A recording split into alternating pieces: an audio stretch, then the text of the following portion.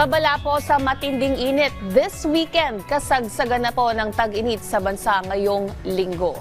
Abot sa danger zone ang heat index sa ilang parte ng Metro Manila. Sa NAIA, Pasay City area tinatayang aabot sa 43 degrees Celsius mamayang hapon. Habang dito naman sa parte ng Science Garden Pag-asa Headquarters sa Quezon City, maaring tumaas sa 41 degrees Celsius. At sa Mactan International Airport sa Cebu, maaring pumalo sa 40 degrees Celsius. Sinatayang 41 degrees Celsius naman sa Davao City sa Davao del Sur. Samantala, nasa 42 mga lugar ang nasa danger zone o above 41 degrees din mamayang hapon. Ayon po sa heat forecast ng Pag-asa, kabilang dyan ang Sangli Point, Cavite, Agusan at Surigao del Sur at Borongan, Eastern Samar. Tinatayang papalo sa 45 degrees Celsius mamayang hapon. 44 naman ang forecast sa bahaging ng San Ildefonso, Bulacan, Tau, Kamiling sa Tarlac, Cuyo, Palawan at Iloilo City sa Iloilo.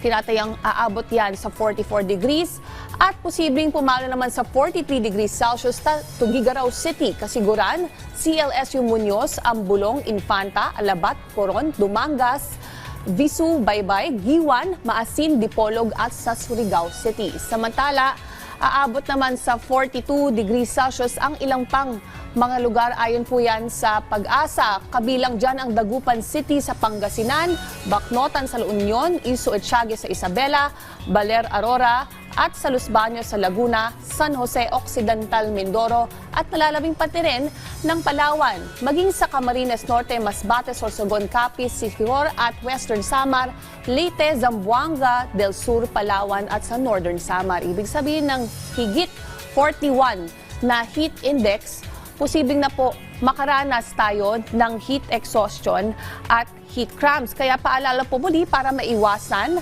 ang heat-related na mga sakit, magbaon po tayo ng panangga sa araw at kung maaari iwasan ang paglabas o matagal na exposure sa direktang init lalo na sa tanghali at sa hapon.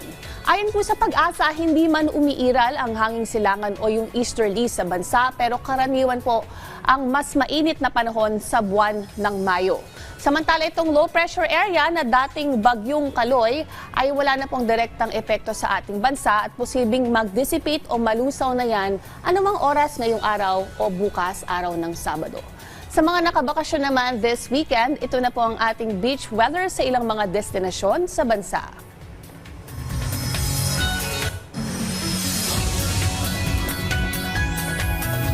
Keep safe at stay hydrated mga ka-RSP.